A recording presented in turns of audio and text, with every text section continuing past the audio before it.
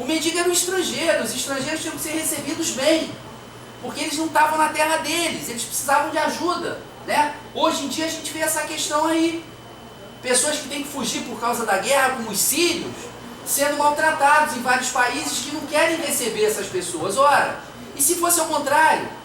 Se essas pessoas que não estão querendo receber tivessem que fugir da sua terra, eles não gostariam de ser bem recebidos em outro lugar? Então é interessante que num texto que tem quase 3.000 anos, ele está dizendo, olha, somos todos seres humanos. Se você está numa situação melhor, por que você não ajuda, né, o seu irmão que está numa situação difícil? O porqueiro, que é um homem pobre, ajuda o mendigo, ajuda o estrangeiro. Não importa que ele seja mendigo, que ele chegue com a roupa toda rasgada, que ele esteja todo sujo, fedorento, ele dá um banho, ele dá comida, ele dá bebida. E os pretendentes que são nobres, que são ricos, poderosos, que têm os recursos do Ulisses à disposição, maltratam o mendigo. Mas quem é que reconhece Ulisses pela primeira vez? Cachorro. É o cachorro de Ulisses. Exatamente, teu pai ali está dando cola. Né? Muito feio, Alexandre, você não, falei pra cola. você. Eu sei, mas eu tô forçando aqui. É o cachorro. É muito bonito, porque o animal não cai no disfarce. Ele sente o cheiro de Ulisses. E a segunda pessoa que reconhece Ulisses é uma velha ama que tinha sido a babá do Ulisses, então ela era bem mais velha, né? E ela, encarregada de lavar o Ulisses, de lavar os pés desse mendigo, conhece a cicatriz. Ela reconhece uma cicatriz que o Ulisses tinha no pé. E com essa cicatriz, quando ela lava o pé e vê aquela cicatriz que era a marca registrada, tem que lembrar o seguinte, nessa época não tinha carteira de identidade, tá certo? Então como é que eu ia saber quem era essa pessoa 20 anos depois? Ele chega todo disfarçado. Hã? Tem exame de DNA. Nem exame de DNA, não é? Nem podia se examinar a arcada dentária, impressão digital, nada disso. Como é que ele reconhece? Tem o teste do arco. Mas a Penélope, aí é interessante, porque ele não casou com uma mulher qualquer. A Penélope, além de ser muito fiel a ele, que ela ficou 20 anos esperando por ele, aí é uma coisa tradicional daquela época, né? Dessa visão da mulher esperando pelo homem e tal. Mas é interessante que nem na Ilíada nem na Odisseia aparece Ulisses traindo Penélope. Ele é obrigado a ficar com as deusas, é obrigado a ficar com Calipso. Não é ele que escolhe, ele não conquista Calipso. Não, ele não conquista Calipso. Efetivamente ele não conquista Calipso. Ele não ele fica à mercê dela e ele pede para ir embora. Ele recusa a imortalidade, tá? Mas é interessante que a Penélope, ela também tinha a mesma característica de Ulisses, ou seja, a inteligência, a astúcia. E ela tenta dar o golpe nele. Fala, você está dizendo que é Ulisses, né? Tudo bem, então pega aqui, mexe essa cama. Porque Ulisses conhecia esse segredo. A cama, ele mesmo fez a cama. Que bonito, né? Ele pegou uma árvore, que era a oliveira, que não é qualquer árvore. Porque a oliveira, ela dá o quê? A azeitona. E com a azeitona você fazia o azeite.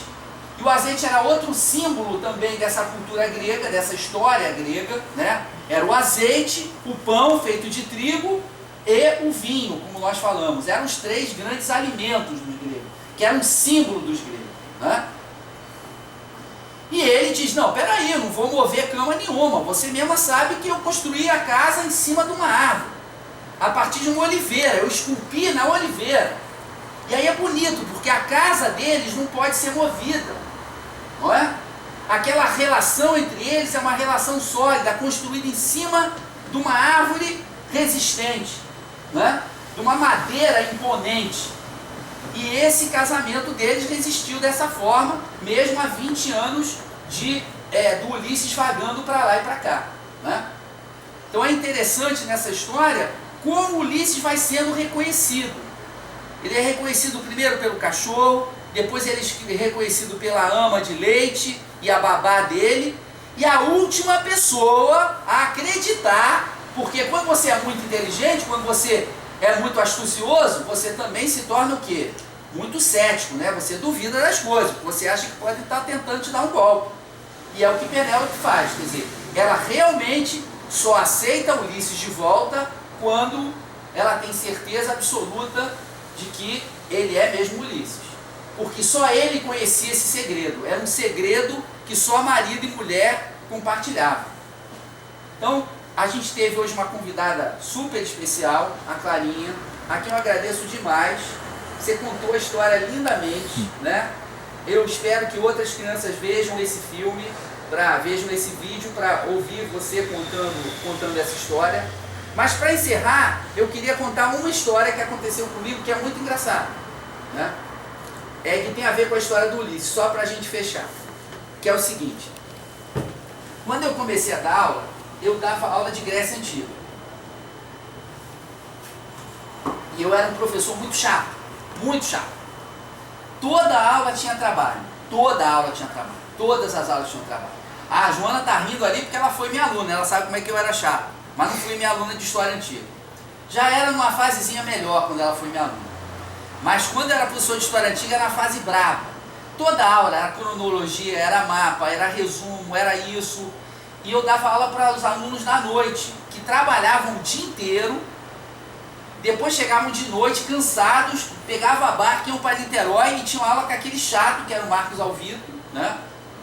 E que exigia trabalho toda a aula, prova, trabalho. Os alunos resolveram se revoltar. Iam fazer um abaixo-assinado, iam levar... Hã?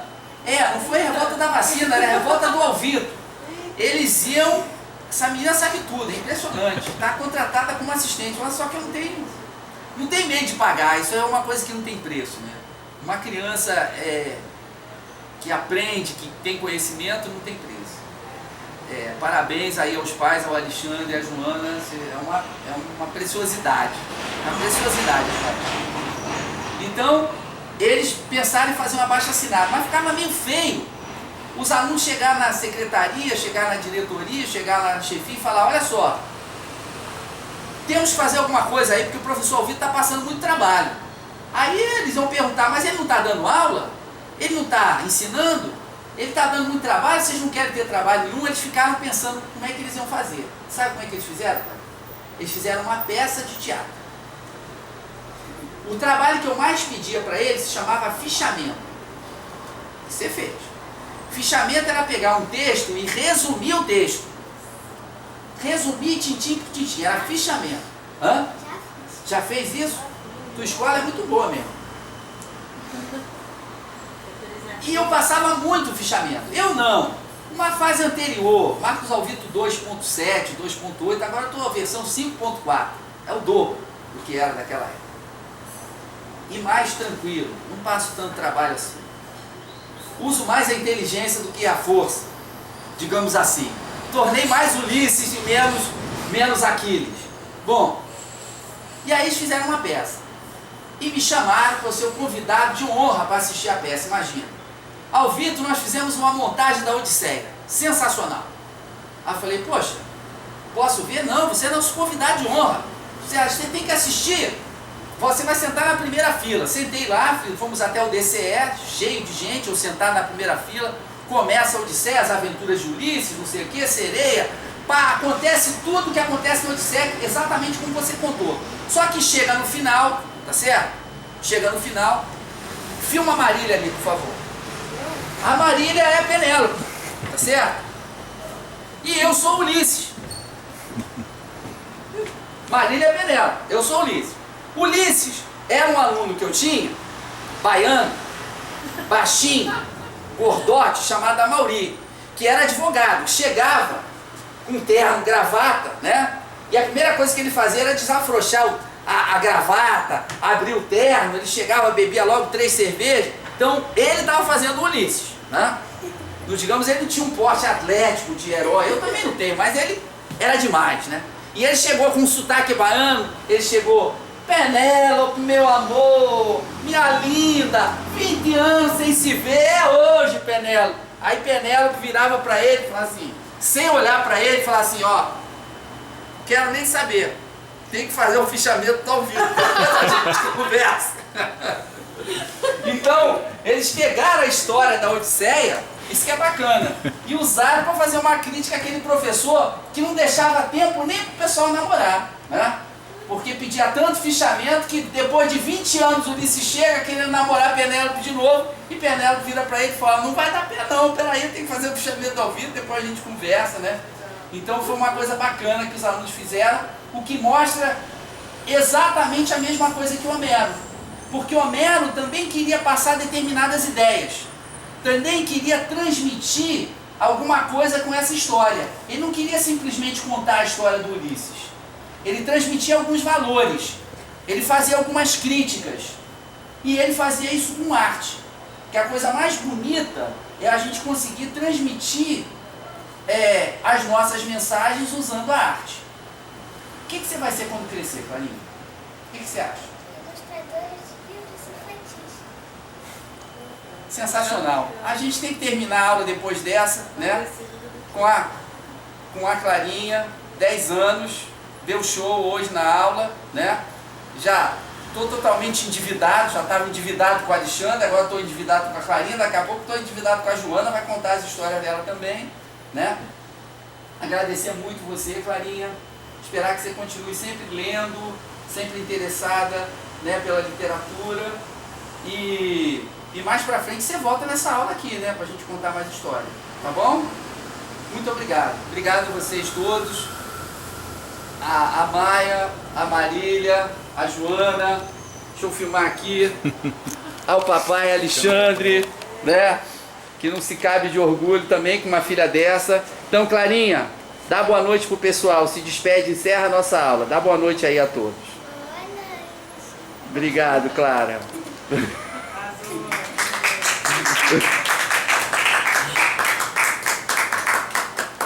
Arrasou.